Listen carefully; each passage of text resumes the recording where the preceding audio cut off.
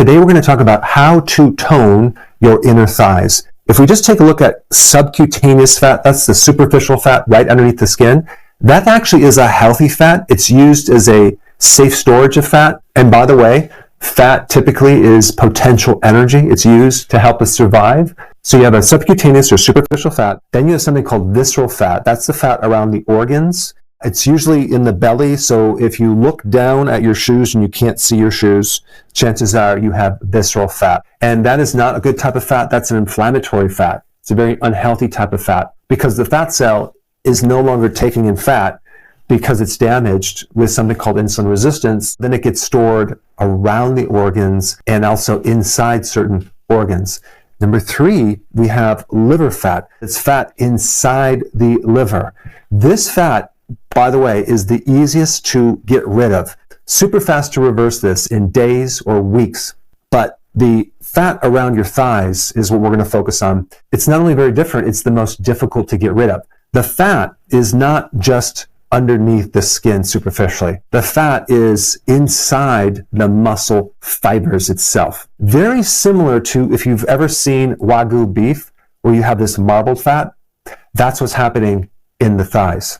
And with Wagyu beef, people buy it because it's delicious and it's very tender. It's tender because there's not much collagen in there. And so that's not really a healthy state when you don't have collagen. So the cows that they raise to develop this muscle have certain genetics that have a tendency to become like this, and they have to overfeed them and not give them much activity. And so if we compare and contrast in this situation with the thighs, there's also a severe loss of muscle because that fat is overtaking the space of the muscle and kind of suffocating it with fibrous scar tissue. If we look at an advanced case of this, especially when people get older, what that person has been dealing with is a slow, gradual loss of muscle with the replacement of fat and scar tissue. And with that comes a major loss of the stem cells that are supposed to be making the muscle cells. And of course, we're going to get less contractions. We're going to get less ATP energy. We're going to get more insulin resistance. When you have insulin resistance in the muscle can't really get the fuel anymore. We have a situation where the fat around the muscle is not in a healthy state. It's a very abnormal type of fat around the muscle. And for those of you that want to know the term for that, the medical term, it's called myosteatosis, which is fat outside the fat cell, and it's deep inside the muscle structure. And we can call that intramuscle fat. Now that you know what it is, let's talk about a couple other unique things, okay? The fat that is next to your muscle must be burned locally.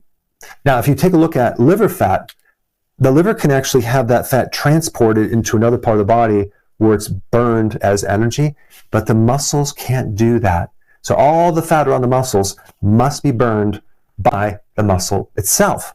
But the problem is the machine that's supposed to burn that fuel is broken. So we have this massive fuel reserve around the muscle that just can't be burned because we don't have enough machine or muscle to burn that fuel. Now, I'm going to show you a step-by-step on how to recover that and how to fix that. But you just need to know that when you start to fix it, you probably will not see much weight loss. And the problem with that is most people, if they don't see weight loss, they will get frustrated really quick and they will give up. And unfortunately, that's a really big mistake because as you start to reverse this process, you won't see any weight loss. You won't see any visible change at all because all that change is happening deep in the cells of the muscle, which you're not necessarily going to do an MRI or a CAT scan to see it, but that has to heal before you start seeing weight loss and any visible changes. So now let's dive into how to fix this.